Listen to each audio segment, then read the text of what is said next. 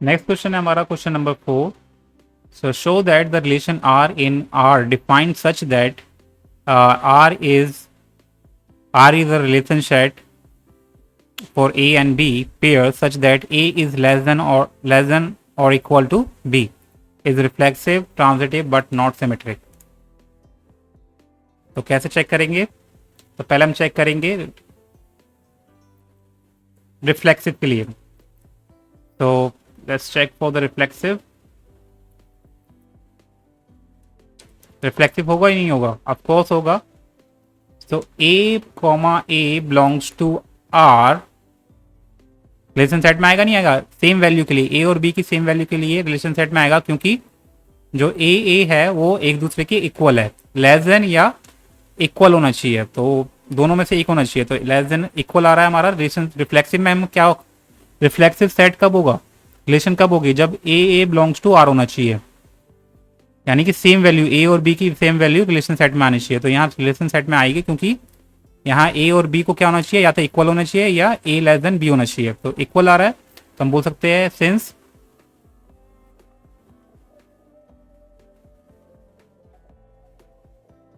Sorry A belongs to R because A is equal to A. ठीक है, तो आप बोल सकते हैं देयरफॉर जो रिलेशन है वो क्या हमारी रिफ्लेक्सिव है. फिर आता है हमारा सिमेट्रिक. सिमेट्रिक चेक करेंगे. सिमेट्रिक कैसे चेक करते हैं कि अगर A B belongs to R है then B A belongs to A होना चाहिए.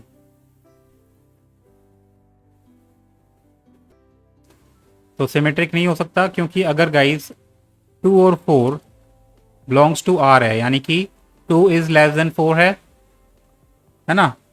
2 इज लेस देन 4 है, आपको लिखना है as 2 is less than 4, but 4 2 does not belongs to R as, क्योंकि 4 हमारा बड़ा होता है 2 से, ना कि 4 लेस देन होता है 2 से. ठीक है, तो यानी कि 2 4 तो बिलोंग करेगा, लेकिन 4 2 बिलोंग नहीं करेगा. तो देयर फोर हम कह सकते हैं आर इज नॉट सिमेट्रिक. अब ट्रांजिटिव के लिए चेक करेंगे. देखो ट्रांजिटिव के लिए क्या होना चाहिए कि अगर A B belongs to A B and B C belongs to relation R है, देन ए सी को भी हमारा रिलेशन सेट में आना होगा. ठीक है, तो अगर हम चेक करें तो सपोज हम लेट करेंगे इफ और let A B belongs to R such that A is less than or equal to B and BC belongs to R. हमने लेट किया है कि AB और BC हमारा रिलेशन सेट में आते हैं, और अगर आते हैं तो B is less than or equal to C होगा. ठीक है, तो देखो यहाँ आप चेक करना है आपको, क्योंकि AB हमारा लेस देन है BC से and B is less then है हमारा C से, तो A is also less than C होगा, है ना? तो यानी कि हम कह सकते हैं विच इंप्लाइज दैट जो A होगा वो लेस देन और इक्वल टू C होगा. ठीक है, तो हम कैसे, अब तो इससे क्या हो जाएगा, प्रूफ हो जाएगा कि हमारा जो AC है वो भी रिलेशन सेट में आएगा.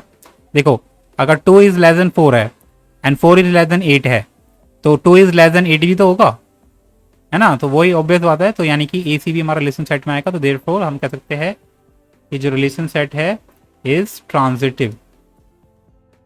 तो सब कुछ प्रूफ हो गया, लेकिन सिमेट्रिक प्रूफ नहीं हुआ. तो फोर्थ का क्या होगा करेक्ट? फोर्थ का करेक्ट आंसर हमारा हमने प्रूफ कर दिया, शो करना था. अब लिख सकते therefore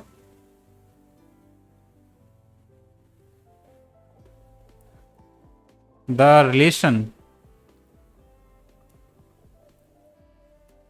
R is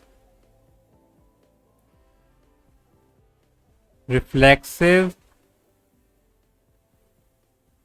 and transitive,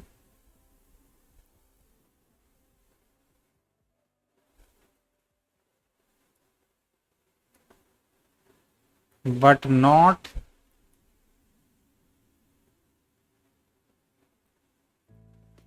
symmetric. So yeah, this is how guys you can solve this question. Question number 4. Subscribe for more video. Till